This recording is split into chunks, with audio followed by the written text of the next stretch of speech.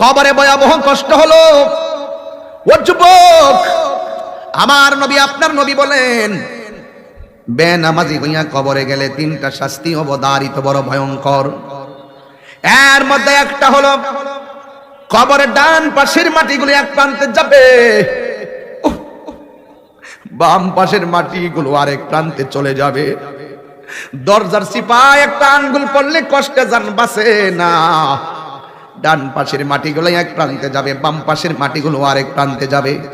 দুই পাশের মাটিগুলো তোরে এমন ভাবে চাপা মাইরা দিব, আরো জোরে তিনবার কন্যা আল্লাহ। সহ্য করার মতো নয়। গাছ থেকে পইরা গিয়া পা ভাঙ্গা গেলে ট্রমা সেন্টার নেই কিংবা পঙ্গু হসপিটালে, কিন্তু কবরের ভিতরে মাটি যখন চাপা মারবে তোমার হাড্ডিগুলা একেবারে টিস্যুর মতন গোড়া বানাইয়া ফেলাইব।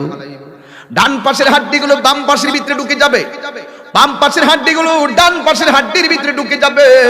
কি দিয়া বুঝামু? আল্লাহ কয় সুম্মা ইউমিতুকুম, অতঃপর তোরেই আমি মরণ দিব। আল্লাহ কয় এ আজরাইল, আমার ইমানদারের মরণ এমনে হেমনে চলতো না রে, তোর হাতের মধ্যে আমি আল্লাহর নামটা লেখ। আল্লাহ আল্লাহ আল্লাহ আল্লাহ আল্লাহ আল্লাহ আল্লাহ আল্লাহ আল্লাহ।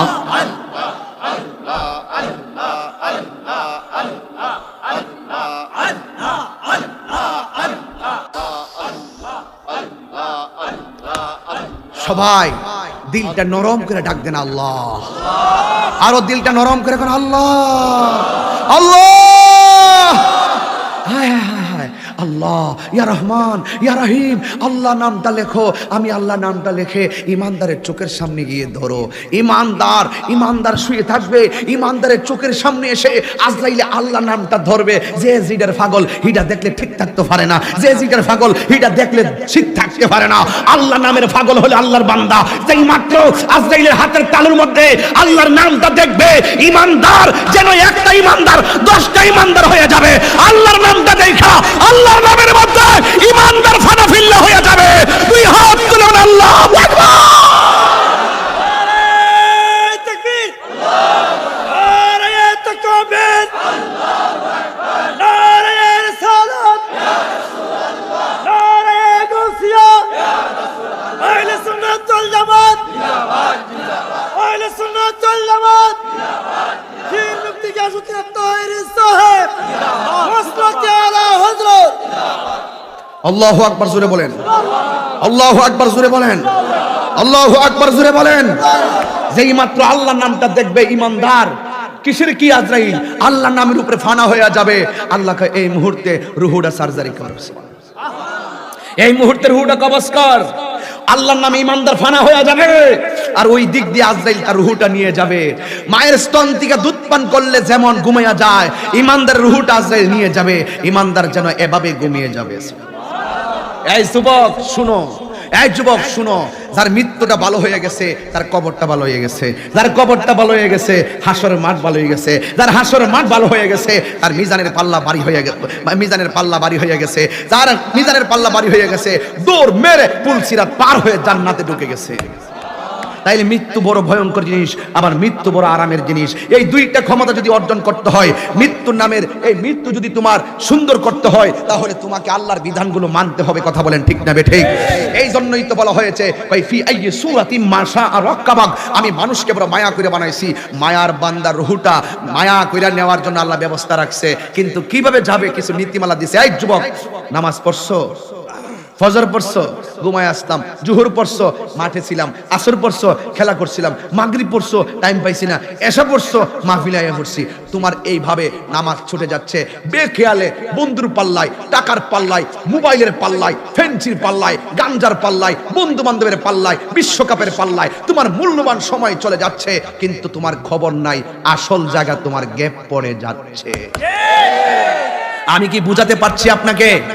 তাহলে যুবক ভাইয়ের আমার আমার আমার আমার আইকন, আমার আইডল, আমার আমার এই আমার যে মডেল, আমার মডেল মেসি নয়, আমার মডেল নেইমার নয়, আমার মডেল ক্রিস্টিয়ানো রোনালদো নয়, আমার মডেল ডিভালা নয়, আমার মডেল ক্যাসিমিরো নয়, ক্রিস্টিয়ানো রোনালদো নয়, আমার মডেল কি কয় এদিকে যে ফ্রান্সের খুব ভালো দৌড়ে নাকি, এর নাম কি, এমবাপ্পে নয়। আমার সমস্ত মডেল, এতগুলো প্লেয়ারের নাম যে মুখস্থ রাখেন, এই যুবক ভাইয়ের আমার, আপনি তো ভালো করে 10 জন নবীর নাম তো বলতে পারতেছেন না, ওলির নাম তো বলতে পারতেছেন না, আল্লাহর নামগুলো তো বলতে পারতেছেন না, আপনি তো নামাজের নিয়ম কানুন মনে রাখতে পারতেছেন না। এই জন্য পরিষ্কার ভাষা, খেলা এজ এ ফান, একটু সময়ের জন্য খেলা দেখো, কিন্তু খেলাকে এমন ভাবে গ্রহণ করিও না যে খেলা দিয়ে তোমাকে বন্ধুর সম্পর্ক নষ্ট করতে হবে, ভাইয়ের সম্পর্ক নষ্ট করতে হবে। No, impossible. বিশ্বকাপের কি কোনো ফুটবলার আমার আইকন হতে পারে না, আমার মডেল হতে পারে না। আমার মডেল যিনি কবরে যাবে, যিনি সোনার মদিনা আছে, তিনি রাহমাতুল লিল আলামিন। হাত তুলে বলো ঠিক কিনা বলো।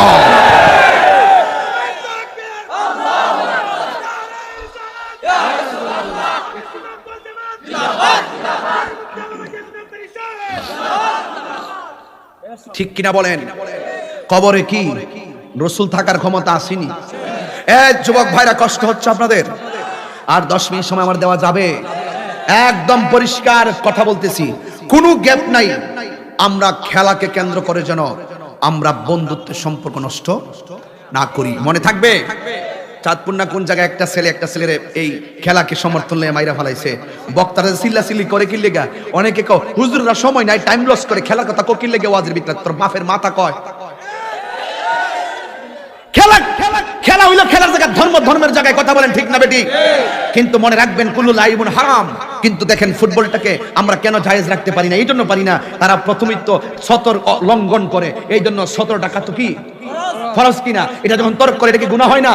এই গুনাহকে সমর্থন আপনি করতে পারেন না। আবার ওই মাঠে থেকে নারী পুরুষ একত্রে ভাবে নাচানাচি করতেছে, এটা ইসলাম এলাও করে না। আরে বাবা, ইসলাম তো এমন একটি ধর্ম, শান্তির ধর্ম, মানবতার ধর্ম, মানব কল্যাণের ধর্ম। আপনি যেভাবে খেলার ভক্ত হয়ে নামাজের টাইম ছেড়ে দিয়েছেন, একদিন আপনাকে হিসাব দিতে হবে। মুসা নবীর নাম শুনছেন? এই ওয়াজটা সিলেট বিভাগ না বাংলাদেশেই প্রথম করতেছি। মামুন আইসুল্লাহ, কষ্ট হচ্ছে আপনাদের? বুঝতে অসুবিধা হচ্ছে? আমি নামাজের কথা বলছিলাম। কিসের কথা বলছিলাম? কথা বলেন, কিসের কথা বলছিলাম? মুসা নবী কার সঙ্গে কথা কয়? কথা বলেন, কার সঙ্গে কথা কয়? এক মহিলা আইছে, আয়াক নবী গো, আপনি তো আল্লাহর সঙ্গে কথা বলেন, অনেক তওবা করছি, কিন্তু তওবা কবুল হয় নাই। আপনি একটু মেহেরবানি করে আল্লাহর কাছে আমার তওবাটা গ্রহণ করার একটা ব্যবস্থা করে দেন। আপনি তো তুর পাহাড়ে কথা বলেন, আল্লাহকে বলবেন যেন আমি তো আপনার উম্মত, আল্লাহকে গিয়ে বলবেন আমি অন্যায় করে ফেলাইছি, আমি ভুল করছি, আমি অপরাধ করছি, এতবার যে বলতেছি, আল্লাহ আমাকে ক্ষমা করে না, আল্লাহ আমাকে মাফ করে না। এই জন্য আপনি যেহেতু আল্লাহর সঙ্গে কথা বলেন, তাহলে আল্লাহকে আমার পক্ষ থেকে আমার আরজিটা জানাবেন। মুসা নবী বলেন, তুমি কি এমন কাজ করেছো যে আল্লাহ তোমাকে ক্ষমা করে না? কয় আমি জিনা করেছিলাম। নাউজুবিল্লাহ বলেন। জিনার ফলে আমার একটা বাচ্চা হয়েছিল। নাউজুবিল্লাহ বলেন। বাচ্চাটা হওয়ার পর আমি তাকে গলায় টিপ দিয়ে মেরে ফেলেছিলাম। নাউজুবিল্লাহ জোরে বলেন। আমি এই মহা অন্যায় করেছি, জিনা করে গুনাহ করেছি, আবার একটা অবৈধ সন্তান আমি প্রসব করিয়েছি, আমি আবার ওই বাচ্চাটাকে গলায় টিপ দিয়ে মেরে ফেলেছি। আমার মতন এত অপরাধী আর কেউ হতে পারে না, আমি ভুল করেছি, আমাকে আমার ব্যাপারে আল্লাহর কাছে বলুন, আল্লাহ যেন আমাকে ক্ষমা করে দে। মুসা কালিমুল্লাহ তো গরম নবী, এই সর্বনাশ, যাও এখান থেকে, তুমি জিনা করেছো, আমার অবৈধ বাচ্চা হয়েছে, তাকে আবার গলায় টিপ দিয়ে মেরে ফেলেছো। এমন অন্যায় সমাজের কেউ করতে পারে না, এমন অন্যায় বাড়ির কেউ করতে পারে না। তোমার কারণে সমাজের মানুষ আগুন দিয়ে জ্বলে পড়ে ছারখার হয়ে যাবে, তুমি এই সমাজ থেকে বের হয়ে যাও। মহিলাটা মাথা নোয়ায় ফেলাইছে, আর কোন রাস্তা? এই মুহূর্তে জিবরাইল আলাইহিস সালাম আসলেন। সুবহানাল্লাহ বলেন। জিবরাইল আলাইহিস সালাম এসে বলতেছেন, হ্যাঁ মুসা কালিমুল্লাহ, আপনি তাকে কি বলেছেন? সে অন্যায় করেছে, সে অপরাধ করেছে, সে এমন অন্যায় করেছে সমাজের এত বড় অন্যায় কেউ করতে পারে না। সে অবৈধ মেলামেশা করেছে, তার ঘরে অবৈধ সন্তান হয়েছে, সেই সন্তানকে গলায় টিপ দিয়ে মেরে ফেলেছে। সুতরাং তার গুনাহ তো আল্লাহ ক্ষমা করার প্রশ্নই আসে না। তার তওবা কিভাবে কবুল হবে? আমরা তার কারণে আমার সমাজের মানুষ আযাবের ভয়ে তাকে সমাজ থেকে বের হতে বলেছি। মুসা আলাইহিস সালামকে জিবরাইল আলাইহিস সালাম বললেন, হ্যাঁ জিবরাইল, হে মুসা, সে জিনা করেছে, অবৈধ সন্তান হয়েছে, গলায় টিপ দিয়ে মেরে ফেলেছে, সে তওবা করে কবুল হয় না। কেন জানো? আরে জিনা করেছে, সে বুঝতে পেরেছে, বাচ্চা হয়েছে, টিপ দিয়ে মেরে ফেলেছে, সে বুঝতে পেরেছে এটা অন্যায়, তোমার কাছে মনে হয়েছে। এর চাইতে বড় অন্যায় কি আপনার জানা আছে?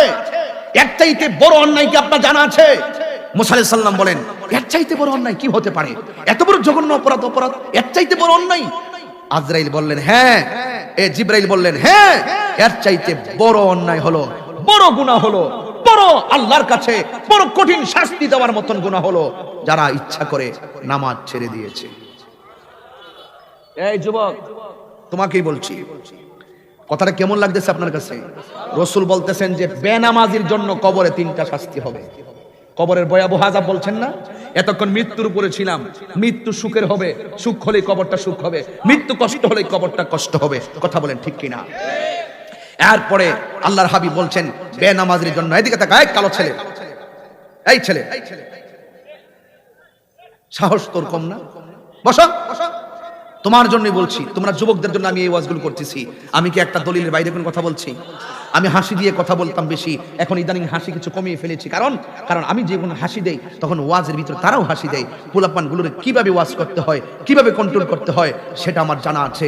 তুমি মসজিদে না গিয়ে, নামাজ না পড়ে, সারা রাত মোবাইল টিপা, ফজরের আজান দিলে কিছু মুরব্বী আছে চাদর গায়ে লাগাইয়া, হ্যাঁ, রাস্তা দিয়ে হাইটা মসজিদে যায়। আর ইয়াং বয়সের পোলাপান, শরীরে শক্তি আছে, মসজিদে আজানটা দিলে তার ঘুম কেবল মাত্র লাগে ফজরের টাইমে, মোবাইলটা চার্জ দিয়ে 10টা পর্যন্ত ঘুমায়। যুবক, তোমাকেই বলছি, আজকে থেকে ওয়াদা করতে হবে, এখন ভাবিলে কি হবে গো, যা হবার তা হয়ে গেছে।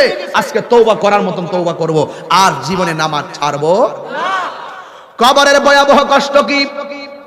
এদিকে তাকান, কাউরে ছাড়বেন না। কবরে ভয়াবহ কষ্ট হলো, ও যুবক, আমার নবী, আপনার নবী বলেন বেনামাজি হইয়া কবরে গেলে 3টা শাস্তি অবধারিত, বড় ভয়ঙ্কর। এর মধ্যে একটা হলো কবরের ডান পাশের মাটিগুলো এক প্রান্তে যাবে, বাম পাশের মাটিগুলো আরেক প্রান্তে চলে যাবে।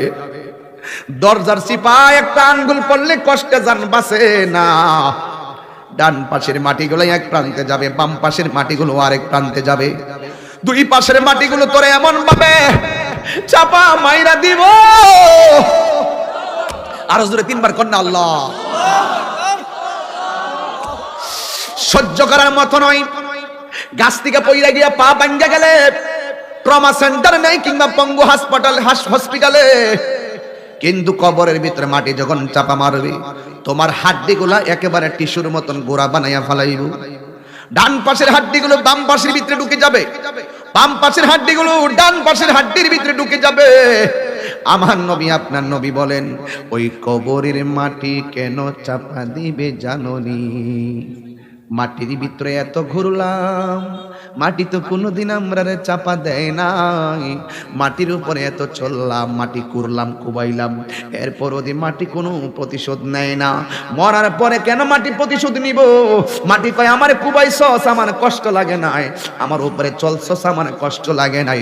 আমি মাটির উপরে চললা কেমনে আল্লাহ এবং নবীর সঙ্গে নাফরমানি করছস, এই জন্য আমি মাটি দিয়া, এই তোদের আদম রে বানাইছে, আদম সন্তান রে বানাইছে, এই জন্য আমি মাটি তোদেরকে চাপা দিয়া একদম প্রতিশোধ নিয়ে নিমু। এবার মাটি তোমারে চাপা মারবে।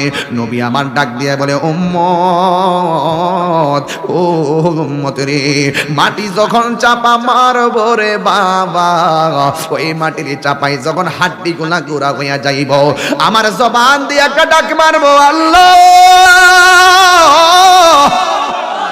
ও আল্লাহ, আমরার সহ্য হয় না গো। আমার নবী বলেন, এমন জোরে কান্না করবে, ওই কান্নার আওয়াজটা যদি দুনিয়ার কোন সুস্থ মানুষের কানে লাগতো, ওই মানুষটার কানের পর্দা ফাইটা লোকটার সাথে সাথে মারা যাইতো। আমার নবী বলে, কবরের আযাব, গরু দেখবে, ছাগল দেখবে, চতুষ্পদ জন্তুরা সবাই কবরে কান্নার আওয়াজ শুনে। এই জন্যই তো তাদের জবানটা আল্লাহ বন্ধ করে দিছে। যদি তাদের জবানটা খোলা থাকতো, গরুটা দৌড়ায় কইতো, মালিক কি করবেন দুনিয়াদারি দিয়া, কি করবেন দুনিয়াদারি দিয়া, আপনার বাপ কবরে ভালো নাই। আমার নবীরে প্রশ্ন করা হয়, নবী গো, চতুষ্পদ জন্তুরা কবরের আযাব দেখতে পারে, আমরা মানুষরা কেন শুনতে পারি না? আমার নবী বলে কবরের এত বিকট আওয়াজ, বিকট কান্নাকাটি, আল্লাহ গো আল্লাহ, এমন ভয়ঙ্কর কান্নার আওয়াজ, ঝগড়া লাগলে যেমন দেখবেন হইচই আওয়াজ শোনা যায়, কবরের মাটির ভিতরে এমন এর চাইতে বেশি হইচই শোনা যাইতেছে। আমরা কবরের মাটির উপর দিয়ে হাঁটি, আমরা শুনতে পারি না। আল্লাহু আকবার, আল্লাহু আকবার, আমরা শুনতে পারি না। কিন্তু প্রত্যুষ যন্ত্ররা মাঠে মাঠে দেখবেন কবরস্থানে ঘাস খাইতে গেলে আর ঘাস খাই না, হুট কইরা রশিটা সিরা দৌড় মারে। ওরা কবরে আযাবের ভয়ঙ্কর আযাব সহ্য করতে পারে না। আমার নবী বলে ওই কবরের ভিতরের আযাবের আওয়াজ যদি দুনিয়ার কোনো মানুষের কানে লাগতো গো, ওই মানুষটা বেহুশ হইয়া মারা যাইতো। এই জন্য আল্লাহ মানুষের শোনার ক্ষমতা দেয় নাই। এই জন্য বেনামাজি হইয়া কবরে গেলি, কবরের মাটি তোমার চাপা মারবো। এবার নবীরে প্রশ্ন করি, নবী গো 2 নম্বর শাস্তি কোনটা? আমার নবী বলে 2 নম্বর শাস্তি হলো এই কবরে নামায়া দেওয়ার পরে ওই কবরের ভিতরে জাহান্নামের আগুনের উত্তাপ দেওয়া হবে। জাহান্নামের আগুনের উত্তাপটা কত পাওয়ারফুল জানেননি? ওই পাওয়ারফুলটা হলো দুনিয়ার আগুন যত গরম তার চাইতে 70 গুণ গরম হলো দুনিয়ার ওই কবরের ভিতরে জাহান্নামের আগুনের উত্তাপ। তোমার কান্নার আওয়াজ এই চুনারো ঘাটে মার্কেটে আগুন লেগে গেলে, মার্কেটে আগুন লাগলে ফায়ার সার্ভিস আগুন নিভাতে আসবে। তোমার ঘরের পাশে কবরে তোমার আব্বা শুয়ে রইছে, তোমার ভাই শুয়ে রইছে, তোমার বোন শুয়ে রইছে, কিন্তু তোমার ভাইটা কবরে যদি আগুনে জ্বলে থাকে, তোমার বাড়ি থেকে নিবাইবার কোনো বন্দোবস্ত নাই। তোমার বাবা যদি কবরে আগুনে পুড়ে, তোমার আগুন নিবাইবার কোনো সুযোগ নাই। বন্ধুরে, পৃথিবীর মানুষ বড় নিষ্ঠুর, পৃথিবীর মানুষ বড় নির্মম। যার চলে যায় সে বুঝে হায় বিচ্ছেদে কি যন্ত্রণা।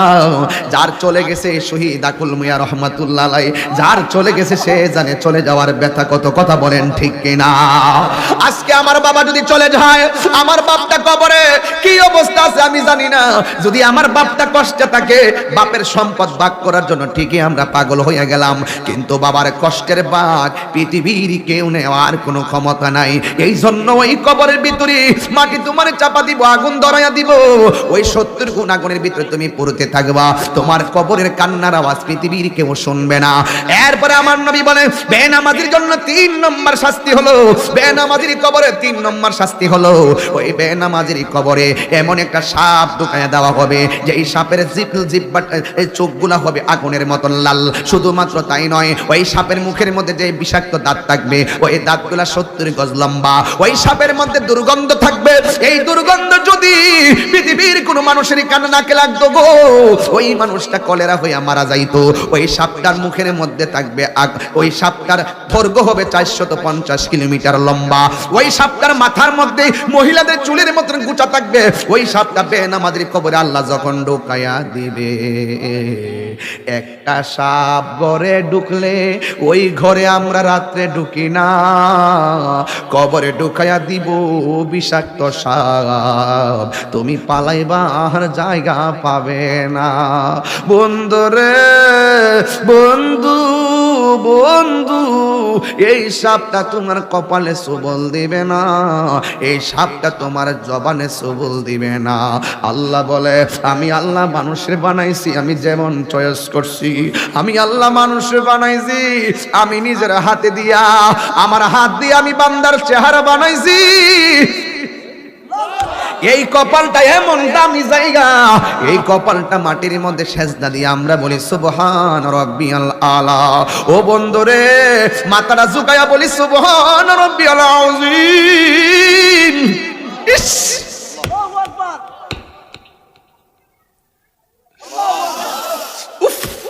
আমার নবী বলে নামাজ এমন একটা বন্দেগী, যেই নামাজের ভিতরে আল্লাহর সঙ্গে দেখা করার সুযোগ আছে।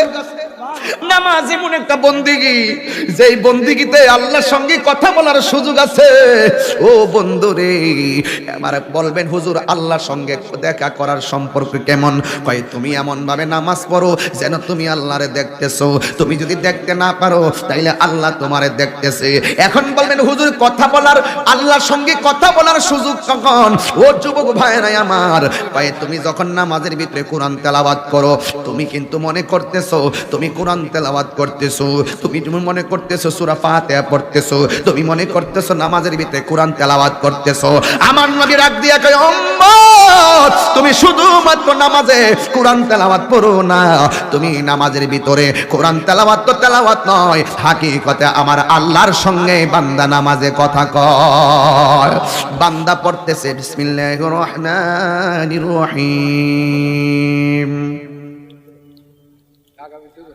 আলহামদুলিল্লাহি রাব্বিল আলামিন, আর রহমানির রহিম, মালিকি ইয়াউমিদ্দিন, ইয়াকা না'বুদু ওয়া ইয়াকা নাস্তাঈন, ইহদিনাস সিরাতাল মুস্তাকিম, সিরাতাল লাযীনা আন'আমতা আলাইহিম গায়রিল মাগদুবি আলাইহিম ওয়ালাদ-দাল্লিন।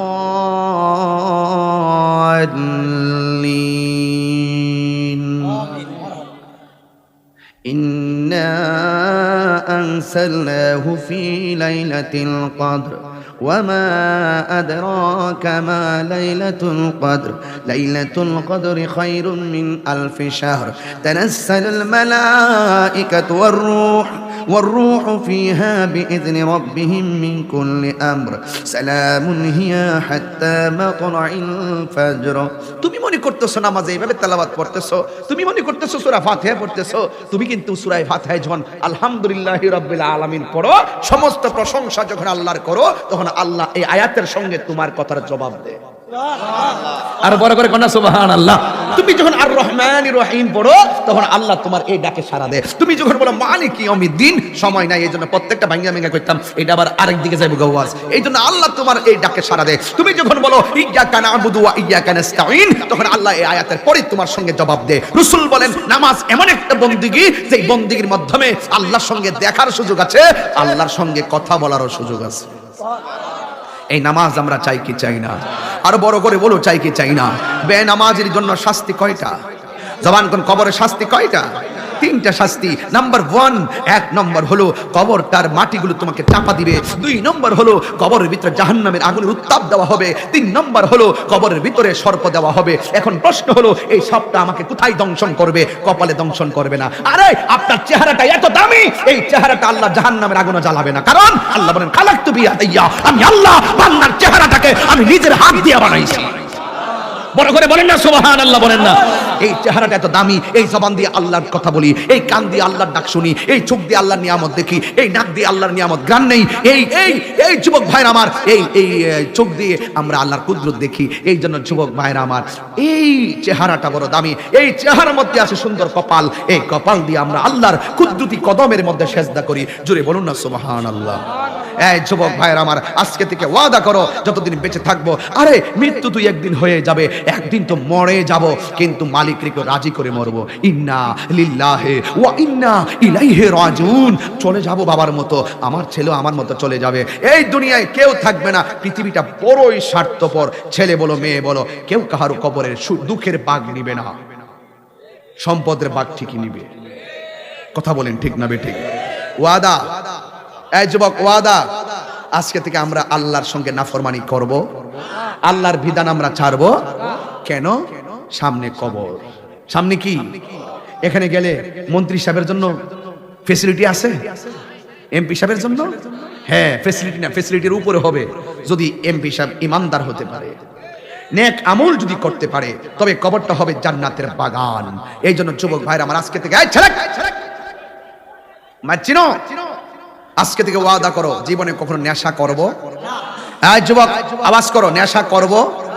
কেন করবা না? কারণ আল্লাহ পাকের কাছে শাস্তি পেতে হবে। নামাজ ছাড়বো না, নামাজ ছাড়বো না। রাজি সবাই?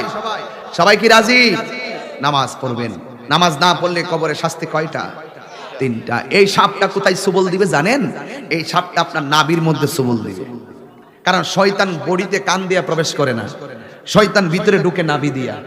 এই নাভির মধ্যে দিবে সবল, 70 গজ মাটির নিচে ঢুকাইয়া বডিটারে আলাদা করে ফলাইব, তারপরে আপনার আর মরণ হবে